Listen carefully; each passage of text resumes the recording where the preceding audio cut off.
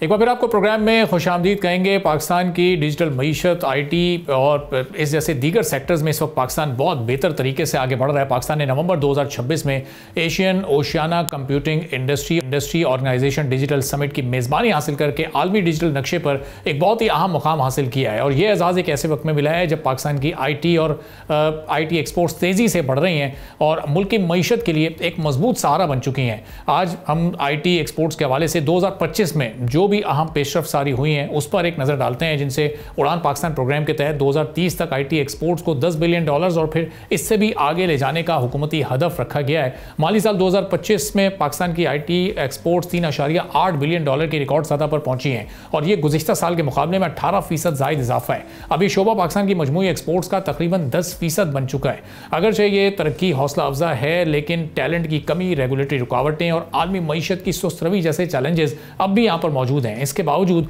हुकूमत का जो टारगेट है वो ये है कि 2029 तक आईटी एक्सपोर्ट्स को $10 बिलियन तक या इससे भी आगे ले जाया जाए। पाकिस्तान की आईटी एक्सपोर्ट्स का सफर 2018 में तकरीबन $1 अरब से शुरू हुआ था। मुसलसल बेहतरी के बाद 2025 में अब ये $3.8 अरब तक पहुंच चुका है और 2026 में एक्सपेक्टेड है कि $4.5 बिलियन ये फिगर हासिल किया जा सकता है। अब इस तरक्की के पीछे दो अहम फैक्टर्स भी नुमाया हैं। पहला बड़ा मामला यह है कि पाकिस्तान आईटी कंपनीज़ ने खलीजी ममालिक, यूरोप, मशरक़ वस्ता और शुमाली अफ्रीका में अपने क्लाइंट्स की तादाद को बढ़ाया है। और दूसरा अहम फैक्टर है हुकूमती पॉलिसीज़ में किसी हद तक बेहतरी। स्टेट बैंक ने आईटी कंपनीज़ को ज़्यादा फाइनेंशियल फ्रीडम दिया है और इसके साथ ही फॉरेन करेंसी अकाउंट्स की हद अब 50% तक बढ़ाई गई है, जिससे कंपनीज़ ने अपनी कमाई ज़्यादा एतमाद के साथ पाकिस्तान वापस लाना शुरू की है। अक्टूबर 2025 में आईटी एक्सपोर्ट्स $386 मिलियन तक पहुंची थी, जो एक तारीखी माहाना रिकॉर्ड भी है। अब इससे न सिर्फ 17% सालाना इजाफा हुआ बल्कि मुसलसल 5वें महीने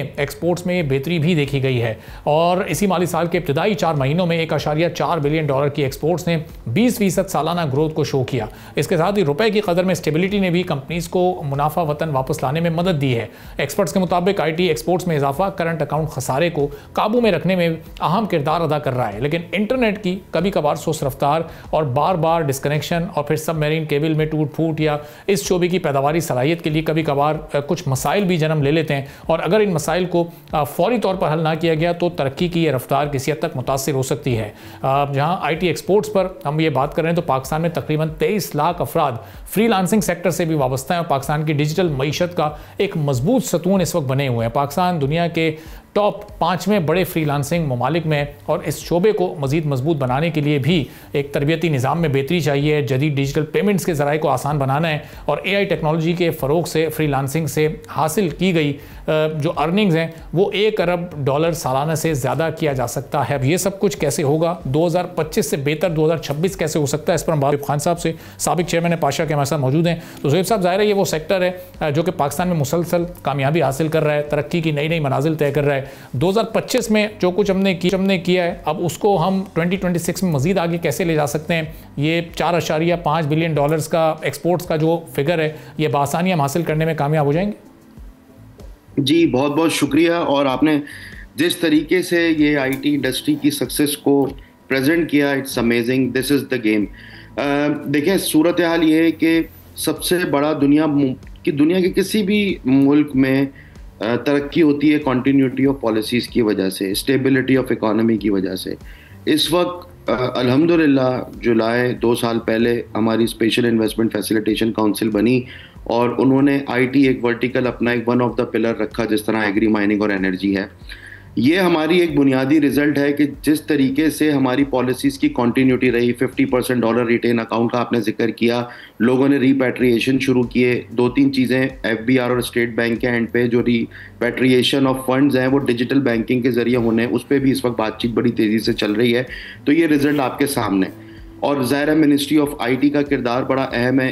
इस पूरे साल 2025 में ये जिन ममालिक का आपने नाम लिया है इसमें हम बड़े लेवल पे डेलीगेशंस लेके गए। पाकिस्तान की ब्रांडिंग टेक डेस्टिनेशन पाकिस्तान पीसैप के साथ मिलकर हमने मल्टीपल जगहों पे डेलीगेशंस लेके गए, उसका रिजल्ट आज आपके सामने देख रहे हैं। 100 से प्लस कंपनी सऊदी अरब में इस वक्त 100% पाकिस्तानी ओनर्स ने रजिस्टर्ड कर ली हैं। वहाँ पे बिजनेस डेवलपमेंट और वहाँ पे बिजनेस आ रहा है।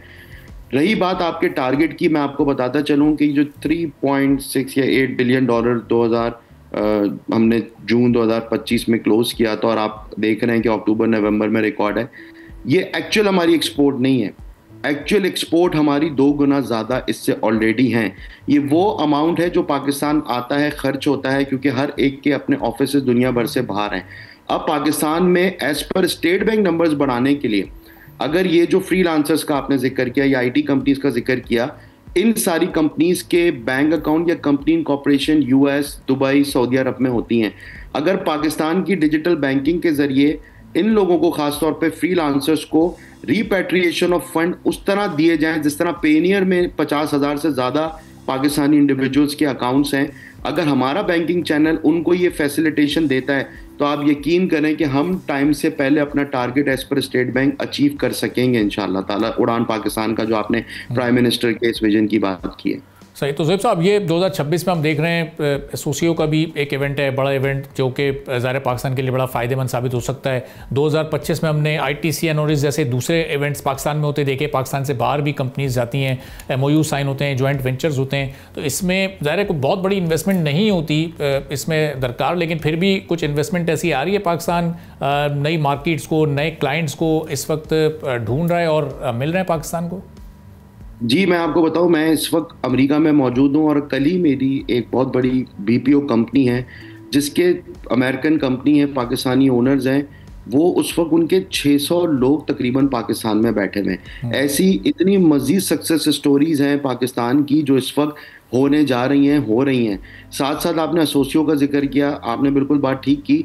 ये सब स्ट्रेटजी का पार्ट होता है। आप अपने विजन को किस तरह करते हैं, मैं आपको एग्जांपल दूं, जो एसोसियो किस तरह पाकिस्तान को मिला।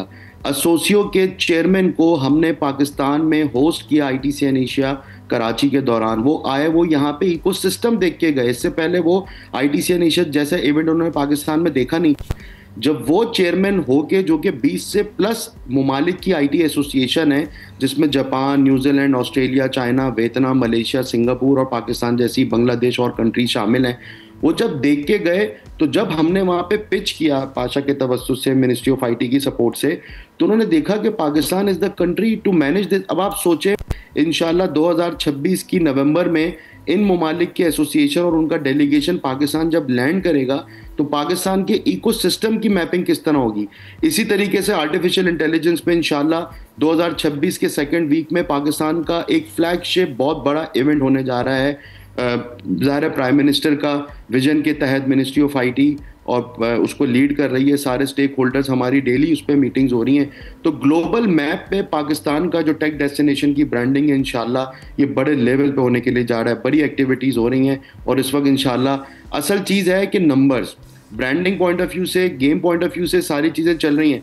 नंबर्स को बढ़ाने के लिए एज पर स्टेट बैंक हमें ऐसी फैसिलिटीज स्टेट बैंक और FBR की तरफ से देनी होंगी हमारी IT सेक्टर और फ्रीलांसर्स को, कि वो बाहर अकाउंट्स में जो उनको फैसिलिटीज मिल रही हैं वो पाकिस्तान में मिले। कोई IT कंपनी बाहर पैसे पार्क नहीं करती, उनको फैसिलिटेशन अच्छी मिल रही होती हैं। उनको वीकेंड पे भी रात को 8 बजे कोई पेमेंट ट्रांसफ़र करनी है तो बासानी कर पाते हैं।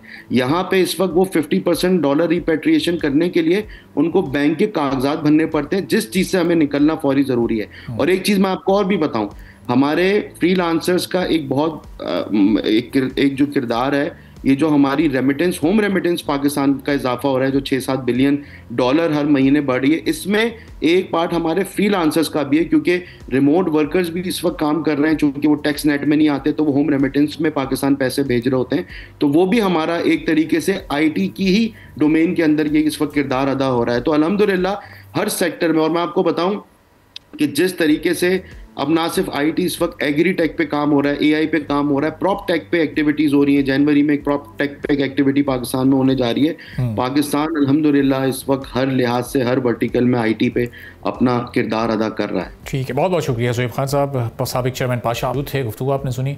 इसी के साथ नाज़रीन आज के प्रोग्राम से इजाज़त दीजिए, अल्लाह हाफ़िज़। सब्सक्राइब करें और बेल दबाएं ताकि कोई खबर रह न जाए।